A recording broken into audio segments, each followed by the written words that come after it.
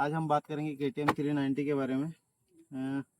Video में last तक बने रहें क्योंकि इसके रिगार्डिंग मैं एक ऐसी टिप्स देने वाला हूं जो आपके कम 10 से 15 हज़ार आप बचा सकते हो। तो सबसे पहले मैं बोलूँ कि मैंने सेकेंड हैंड गाड़ी ख़रीदी थी। ये सेकेंड हैंड गाड़ी जो कस्टमर ने मुझे बेची थी उसके पीछे भी एक रीज़न था। उस कस्टमर ने इस गाड़ी का काम करवाया था, फुल इंजन का टोटल काम कराया था। लगभग 60 से 70 हज़ार का उसको खर्चा आया था। तो वो जिसने भी इस गाड़ी का काम किया है उसने काम तो सही से किया था, लेकिन ये कस्टमर की मिस्टेक थी कि इसने आफ्टर मार्केट जो मैकेनिक है उसके पास इसका इंजन ऑयल चेंज कराया। तो KTM के लिए दोस्तों सबसे पहले तो स्पेशली ऑयल आता है KTM 390 का फुल्ली सिंथेटिक। तो जहाँ पर इसने आफ्टर मार्केट मैकेनिक के पास इसने इसका ऑयल चेंज किया, उसने इसको रेगुलर इंजन ऑयल डाल दिया, जिसकी वजह से इसका फिर से इसका इंजन जो है वो ख़राब हो गया था, इसका ब्लॉक पिस्टन सीज हो गया था। तो फिर से जब इसने ये गाड़ी का काम करवाना चाहा कस्टमर ने, तो फिर से उसको 60-70 हज़ार का खर्चा बता दिया गया। इसलिए वो परेशान होकर इस गाड़ी को उसने बेच दिया। तो ये गाड़ी मैंने ख़रीद ली थी। ये गाड़ी ख़रीद के मुझे लगभग 2 साल हो चुके हैं। जब मैंने गाड़ी ली थी दोस्तों, मुझे भी इसका 40-50 हज़ार का तो मेरा भी इसमें एस्टिमेट था, क्योंकि मैं खुद इसका काम करने वाला था गाड़ी का। तो जब मैंने गाड़ी ली तो इसका मैंने जब इंजन खोला तो मुझे पता चला कि इसका जो इंजन ऑयल है उसकी वजह से गाड़ी ख़राब हो चुकी थी, क्योंकि इसको किसी मैकेनिक ने रेगुलर इंजन ऑयल डाल दिया था। तो जब इसका मैंने खुलने के बाद जब इसका एस्टिमेट मैंने निकाला सामान का, तो अप्रॉक्सीमेटली 40 हज़ार तक का सामान इसका आ रहा था। तो मैंने कुछ पैसे बचाने के लिए मैंने कुछ इसमें जुगाड़ लगाया है, वही मैं इस वीडियो में आपको बताऊंगा। और इसका मुझे ब्लॉक पिस्टन भी दोस्तों नहीं मिल रहा था। मैंने बहुत जगह पे ऑर्डर किया लेकिन इसका ब्लॉक पिस्टन मिल नहीं रहा था। और मैंने उसको रीबोर कराने की भी कोशिश की, लेकिन उसका पिस्टन भी कहीं पर अवेलेबल नहीं था। इसलिए मुझे कम से कम 1 महीने तक गाड़ी ऐसे ही खड़ी करनी पड़ी थी गैरेज में। तो मैंने क्या किया दोस्तों, इसका खर्चा बहुत महंगा जा रहा था, इसीलिए मैंने मुझे इसका क्रैंक और ब्लॉक पिस्टन चेंज करना था। तो मैंने डोमिनार 400 का जो क्रैंक होता है वो मैंने इसमें लगाया।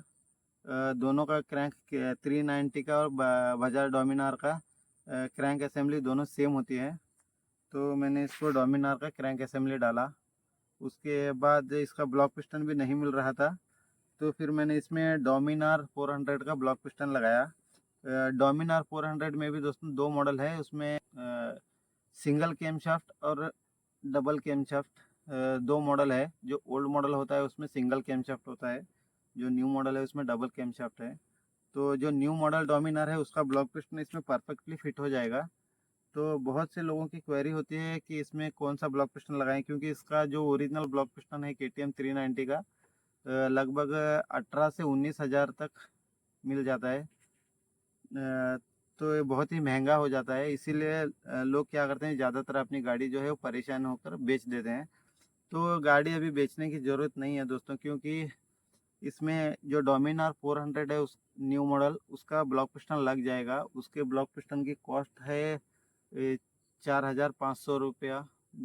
4,500 तक आपको डोमिनार 400 का ब्लॉक पिस्टन मिल जाएगा। दोनों के कंपैरिजन में दोस्तों इसका जो ब्लॉक पिस्टन होता है वो एल्यूमिनियम की बॉडी आती है, और जो डोमिनार का होता है वो मेटल बॉडी होती है, तो वो थोड़ा हैवी होता है। लेकिन दोनों डायरेक्टली फिट हो जाता है, कोई प्रॉब्लम नहीं है। अगर आप किसी मैकेनिक को सजेस्ट करते हो कि मेरी गाड़ी में डोमिनार का ब्लॉक पिस्टन डाल दो क्योंकि इसका जो ब्लॉक पिस्टन बहुत ही कॉस्टली आ रहा है, तो मैकेनिक बोलेगा नहीं वो नहीं काम करेगा, वो मेटल बॉडी है ये वो। ऐसा कुछ नहीं होता है दोस्तों इसका। और इसका डोमिनार 400 का और KTM का जो पिस्टन का डायमीटर है सब कुछ सेम है। जस्ट आपको लेना है और डायरेक्टली फिट कर देना है, और जो बॉडी आपकी मेटल है या एल्यूमिनियम है इससे कोई फ़र्क नहीं पड़ता। ये मेरी खुद की गाड़ी है दोस्तों, इसमें मैंने डोमिनार 400 का ब्लॉक पिस्टन डाल दिया है। अभी ये ब्लॉक पिस्टन डाल के कम से कम मुझे 1.5 साल हो चुके हैं दोस्तों। अभी तक मेरी गाड़ी में कुछ भी प्रॉब्लम नहीं है। आप ये ब्लॉक पिस्टन देख सकते हो यहाँ पर। ये आप देख सकते हो, ये जो पार्ट है ब्लैक कलर का जो दिख रहा है, ये डोमिनार 400 का ब्लॉक पिस्टन है। तो ये मैंने इसमें लगा दिया था। तो 1.5 साल से मैं गाड़ी चला रहा हूँ, लगभग जो है मेरी गाड़ी 30,000 किलोमीटर चल चुकी है 1.5 साल में। तो इसमें कोई प्रॉब्लम नहीं है, एकदम आराम से स्मूथ गाड़ी चलती है। और इसमें कोई पिकअप का प्रॉब्लम नहीं है, माइलेज का प्रॉब्लम नहीं है, कुछ भी नहीं है। गाड़ी जस्ट आपको जैसे शोरूम से KTM आप जब शोरूम से लेते हो जैसे चलती है वैसे ही इसी ब्लॉक पिस्टन पे चलेगी। तो आपको ज़्यादा टेंशन लेने की ज़रूरत नहीं है। जस्ट आप ब्लॉक पिस्टन खरीद के सीधे इसमें डाल सकते हो। KTM, जहाँ तक मुझे KTM का सामान जो है वो अप्रॉक्सीमेटली 40,000 कॉस्ट आ रहा था। तो जब मैंने इसमें डोमिनार का सामान लगाया है, क्रैंक असेंबली और ब्लॉक पिस्टन, तो मुझे लगभग ये 12,000 में मेरी गाड़ी रेडी हो चुकी है। इसमें मैंने ब्लॉक पिस्टन और क्रैंक असेंबली, पैकिंग सेट और छोटे मोटे जो सामान थे वो डाल दिया है। और काम मैंने इसका खुद किया है, इसीलिए मुझे इसका लेबर चार्ज नहीं देना पड़ा। तो ये गाड़ी का मुझे टोटल 12,000 खर्चा आ चुका है अभी। अगर आप आफ्टर मार्केट किसी मैकेनिक के पास काम करवाते हो तो उसका अगर काम के अगर 5,000 भी लेता है तो आपकी गाड़ी 20,000 के अंदर बन के रेडी हो जाएगी। तो ये था इसका एस्टिमेट। तो अभी मैं आपको गाड़ी चालू करके बताऊंगा। ये ब्लॉक पिस्टन तो मैंने आपको बता दिया,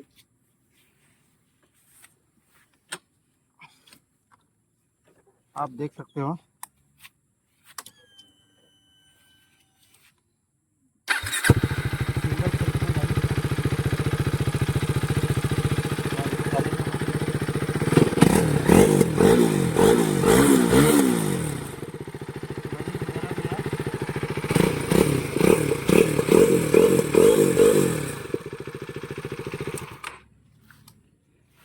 तो दोस्तों आप देख सकते हो, इसमें कोई रफ नॉइज़ नहीं है, कुछ नहीं है, गाड़ी बिल्कुल स्मूथ चलती है। तो आप इसमें डोमिनार का ब्लॉक पिस्टन लगा के लगभग 10 से 15,000 अपने बचा सकते हो। तो आज की वीडियो में दोस्तों बस इतना ही था। तो हम लोग अगले वीडियो में मिलेंगे। तो अभी देर बहुत हो रही है, तो अभी हम लोग चलते हैं। तब तक के लिए दोस्तों बाय बाय। बाद में उधर आ तो हाँ।